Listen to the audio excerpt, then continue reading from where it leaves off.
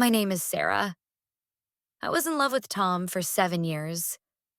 We lived together, shared meals, dreams, and quiet nights. I met him when I was young, hopeful, and full of belief in love. What we had didn't happen fast. It grew slowly, gently, like something familiar that turned into a quiet promise in my heart. Days became months, and months became years before I even noticed how much time had passed. We shared rent, laughter, arguments, and long silences. From the outside, our life looked complete. People often said we were a perfect couple, and for a long time, I believed that too. Every morning followed the same routine. We woke up together, drank coffee, talked about work, and complained about small things that didn't really matter. At night, we watched shows, ate dinner, and slept side by side. It felt safe. It felt steady. I told myself this was what forever looked like before marriage. In my mind, the ring was only a matter of time. I never wanted to pressure him, so I stayed quiet and patient. Slowly, the world around me started changing. Friends began getting engaged. One by one, they shared photos of rings, surprise proposals, and happy tears. My social media filled with wedding plans and honeymoon pictures. I liked their posts and smiled for them, but inside, my heart kept asking a question I was afraid to say out loud. When will it be my turn? Sometimes Tom joked about marriage. Other times, he avoided the topic completely. I told myself not to overthink. Love needs time, I thought. Good things come to those who wait. I waited longer than I ever imagined I would. Our 7th anniversary was coming, and 7 years felt important. It felt serious. I convinced myself this was the moment everything would change. I imagined it again and again. Maybe he would propose at dinner. Maybe during a walk. Maybe at home in a simple way. I didn't need anything grand. I just needed the words. I just needed to know I was chosen. On the day of our anniversary, I dressed carefully. Not too fancy. Not too simple. My hands shook a little as I put on my shoes. My heart was beating faster than usual. Hope can do that to you. We went out for dinner to a quiet restaurant. Couples sat around us, laughing softly. My eyes kept drifting to his pocket, wondering if a small box was hidden there. Tom talked about work. He talked about plans for the weekend. He smiled the way he always did. I listened, nodded, and waited. Minutes passed. Then an hour. Dinner ended. Dessert came and went. Nothing happened.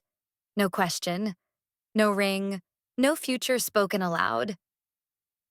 When we walked back home, the silence felt heavy. I wanted to ask him something, but the words stayed stuck in my throat. I was afraid. Afraid of ruining the moment. Afraid of hearing an answer I wasn't ready for. At home, he picked up his phone and started scrolling like it was any other night. I sat beside him, feeling smaller than I ever had before. That was the moment I understood the truth. Not because he said anything, but because he didn't. Silence can be loud. Silence can tell you the truth when words refuse to. That night, I cried quietly in bed while he slept beside me. I did not make a sound. I did not want him to wake up. My tears were heavy, but my heart felt even heavier. In that silence, I finally understood something painful and clear. He did love me, but not in the way I loved him. He was comfortable with me, but he was not ready to choose me. I was the person who made his life easy, not the person he wanted to build a future with. I was his present, but I was never part of his forever. As the days passed, my mind kept going back to the years we shared. I thought about moments I once called happiness, moments I defended for a long time, but now saw in a different light. Things I once accepted without question began to feel heavy. I remembered smiling when I felt unsure. I remembered telling myself everything was fine when something inside me felt wrong. I remembered all the times I waited instead of asking. I told myself I was being patient. I told myself I was being understanding. But now I see that many times I was simply afraid. Afraid of the answer. Afraid of hearing that I wanted more than he did. Afraid that asking would change everything.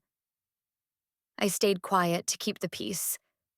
I stayed quiet so we wouldn't fight. I stayed quiet because I thought love meant compromise, and I kept compromising parts of myself. I avoided hard conversations because I didn't want to seem demanding. I didn't want to scare him away. I didn't want to be the woman who asked for too much. I began to notice how many conversations we never had. We talked about daily life, about work, about bills, about plans for the weekend. But when it came to the future, the real future, the conversation always faded. Plans were vague, words were soft, nothing was clear. Every time the future came up, it was gently pushed aside. Not now. Later.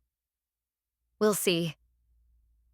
I accepted those answers because I wanted to believe they meant something hopeful. I told myself time would fix everything. I told myself love would grow stronger and naturally turn into commitment. Love did exist between us. I don't deny that. There were good moments. There were laughs, warmth, comfort. But commitment always stayed just out of reach, like something close enough to see but impossible to touch. I kept reaching for it and it kept slipping away. Slowly, I began to understand that waiting without clarity changes you. It makes you doubt yourself in quiet ways. It makes you question whether you are asking for too much when you are only asking for honesty. It makes you feel guilty for wanting a future. Waiting without answers slowly hurts you. Not all at once, but little by little. It makes you feel small.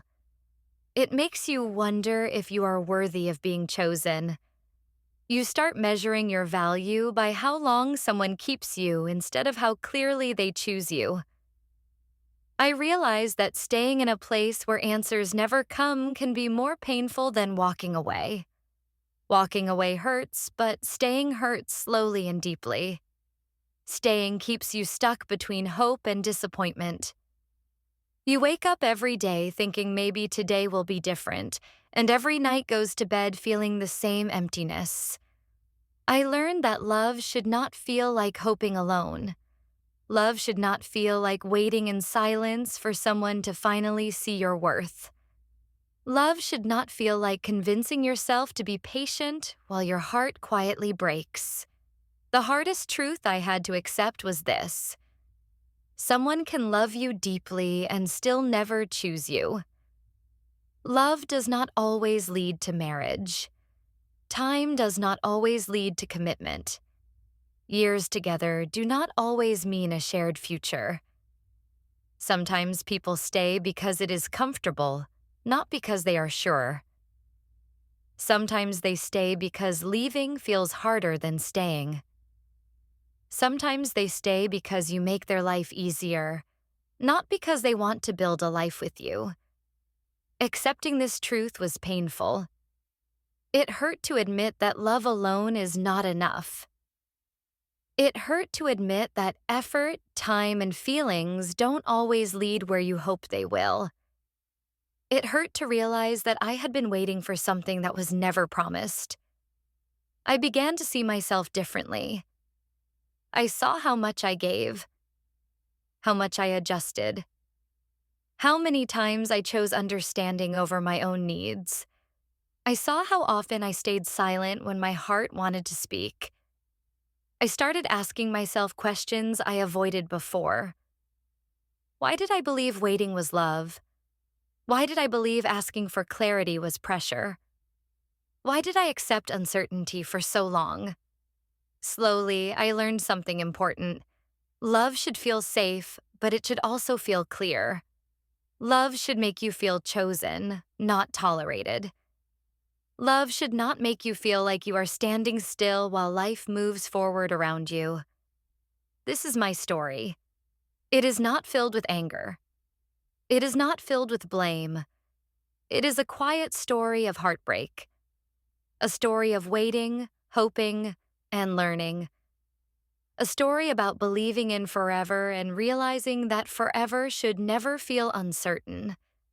It is a story about waiting for a ring that never came.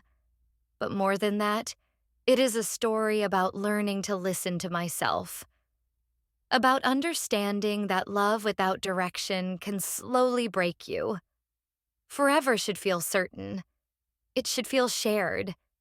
It should feel like two people walking forward together, not one person waiting alone with unanswered questions. And that is the lesson I carry with me now.